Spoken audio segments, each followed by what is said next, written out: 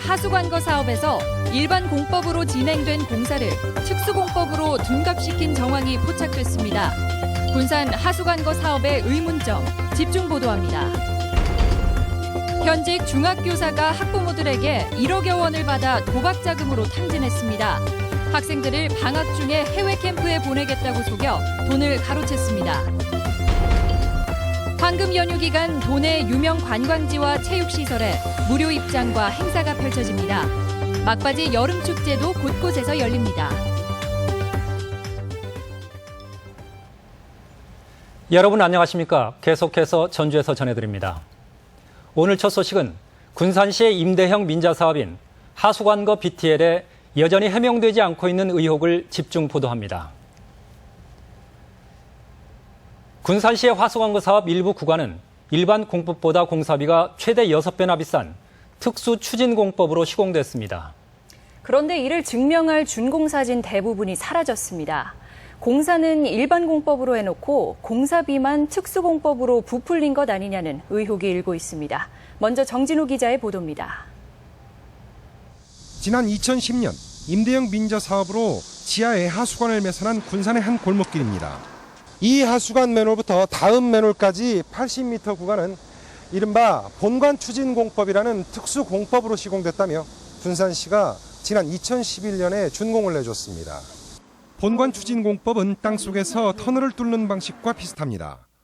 톱날로 땅속에서 흙을 파내고 레진관이라는 철근 콘크리트관을 뒤에서 밀어넣기 때문에 지름 110cm 하수관의 경우 1m 시공비가 200만 원에 이릅니다. 땅속에서 공사가 이루어지기 때문에 교통에 방해가 적고 공사비는 크게 비싼 겁니다.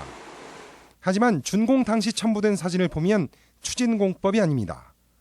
굴착기로 땅을 걷어내고 하수관을 묻고 있는 일반적인 터파기 공법. 하수관의 종류도 특수 추진공법에 사용했다는 레진관이 아닙니다. 세미실드는 무조건 레진이고 들어가야 돼요. 자재 자체가. 추진관 자체가 레진이고 GRP관으로는 못 써요. 이거 쓰죠. GRP관은 두께가 한 3cm 정도밖에 안 돼요. 국민권익위원회가 계산한 평균 공사비 38만 원과 비교한다면 3천만 원짜리 공사가 1억 6천만 원짜리로 5배 이상 부풀려진 셈입니다.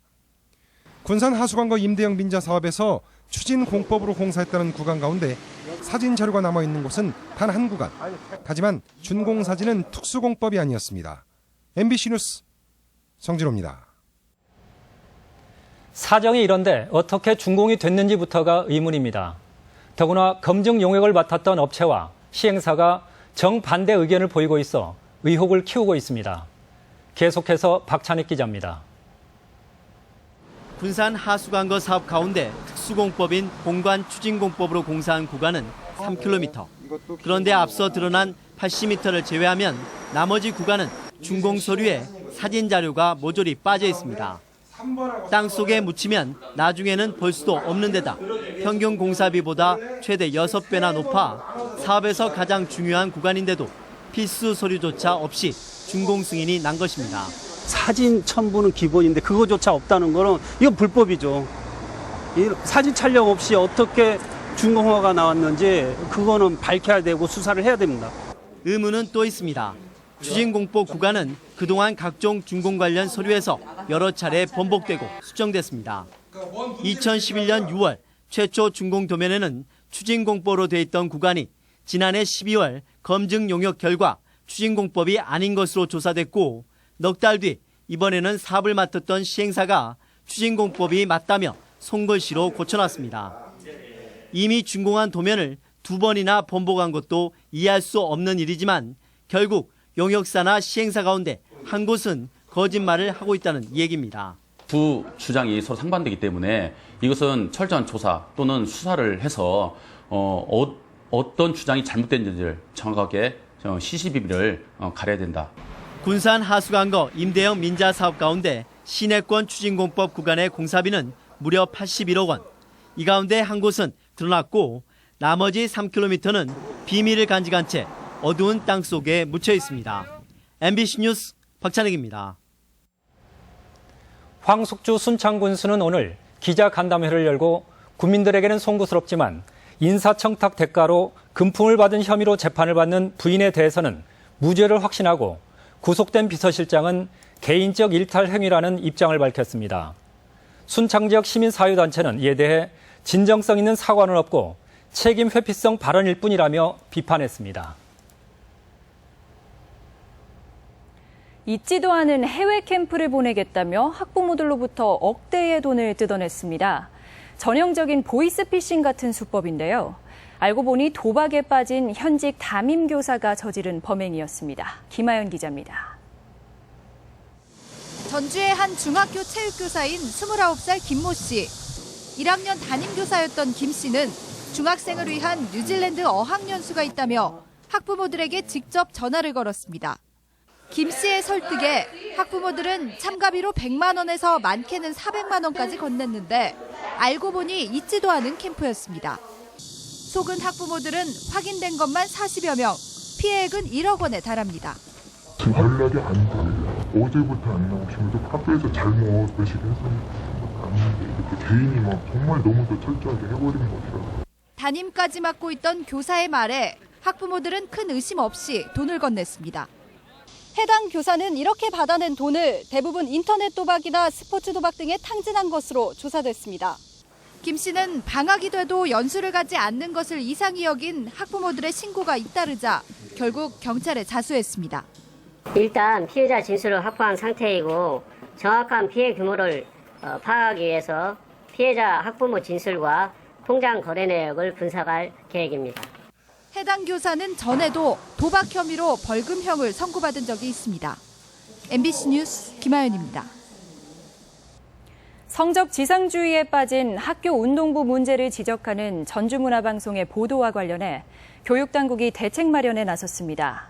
전북교육청은 전국대회 성적에 따라 학교 운동부와 지도자를 평가하는 방식이 학생 훈련 과정에 부작용을 부를 수도 있다는 지적과 관련해 평가 기준 다양화와 임금 체계 개선 등을 검토할 계획입니다.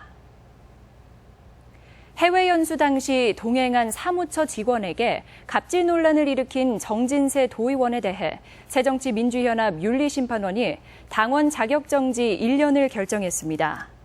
또 토지 감정가를 부풀려주는 대가로 땅 주인에게 금품을 받았던 전주시 의회 김현덕 의원과 음주운전을 하다 적발된 양용모 도의원에 대해서는 각각 당직 자격 1년 정지 결정을 내렸습니다. 일본군 위안부 피해자를 기리는 평화의 소녀상이 전주에도 세워졌습니다. 올해가 광복 70주년입니다. 늦어도 너무 늦은 것은 아닌지 한 번 더 옷깃을 여미게 합니다. 이경희 기자입니다. 주먹을 꼭 쥔 채 앉아있는 조선의 13살 소녀. 위안부의 진실을 외면하는 일본 정부의 사죄를 촉구하듯 결연한 눈망울이 또렷합니다. 피해 할머니들은 소녀상 옆에 앉아 앞서 세상을 떠난 190명의 할머니들을 떠올렸습니다. 전장을 잃어박혀서 미안하다 말했지. 어린 소녀들로 끌고 가서 희생시킨 것이 미안하다 소리 한마디라도 했습니까? 소녀상을 세우기까지 건립비의 2배에 달하는 1억 2천만 원의 성금이 모였는데 다른 지역보다 유난히 관심과 참여의 폭이 컸습니다.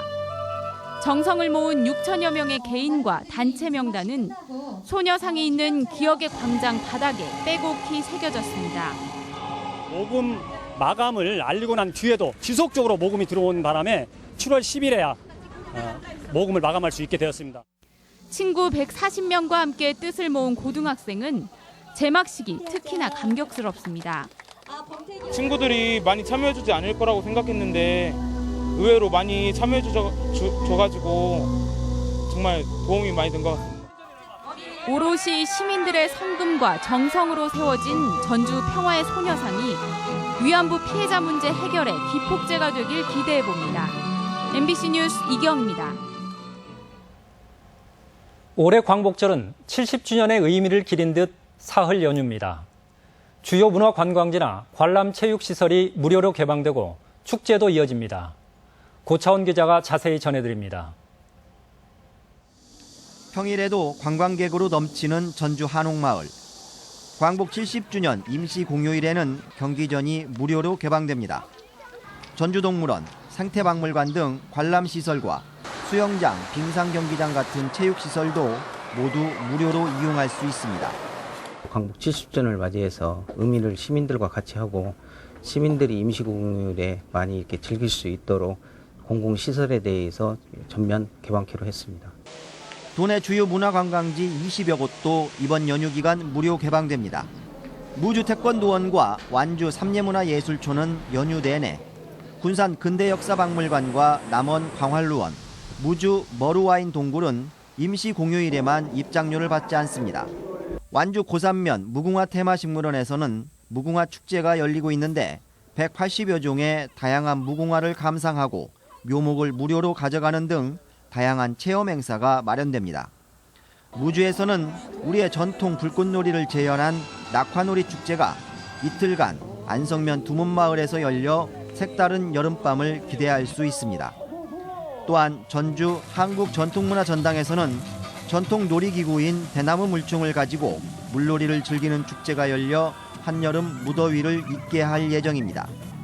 MBC 뉴스 고차원입니다. 미래창조과학부가 전주의 사업화 촉진지구를 비롯해 완주 융복합 소재부품 거점지구, 정읍 농생명 융합 거점지구 등 모두 16제곱킬로미터를 전북 연구개발특구로 지정 고시했습니다. 특구에는 각종 세제 혜택을 비롯해 신기술 사업을 지원할 수 있는 제도적 장치와 해마다 100억 원 이상의 자금 지원이 이루어지게 됩니다. 이어서 오늘의 간추린 소식입니다. 강동원 의원은 도민들의 1인당 대중교통 이용 금액은 월 평균 5만 4천 원으로 전국 평균에 비해 1만 원을 더 지출할 만큼의 최고액이라며 개선책이 필요하다고 밝혔습니다. 세계적인 동북아 역사학자로 알려진 알렉시스 더든 미국 코넥티컷대 교수는 익산에서 강연을 갖고 일본 아베 정권의 역사 인식에 대한 반성을 촉구했습니다. 전주 생물소재연구소는 청국장에 함유된 유산균을 이용해 비만 예방과 아토피 치료 등의 효능이 있는 프로바이오틱스 제품을 개발해 음료와 분말 등으로 상품화할 계획입니다. 전주 남부시장 청년몰에 이어 전주 신중앙시장이 청년상인 창업지원 대상에 선정돼 창업 교육과 점포 운영, 마케팅 등 체계적인 지원을 받게 됐습니다. 지리산 고랭지 농축산물을 주제로 한 제1회 흥부골 푸드축제가 남원 인월에서 열려 오는 16일까지 농축산물 홍보와 포도 경연, 야시장 등의 체험 프로그램이 진행됩니다. 전북권 뉴스였습니다.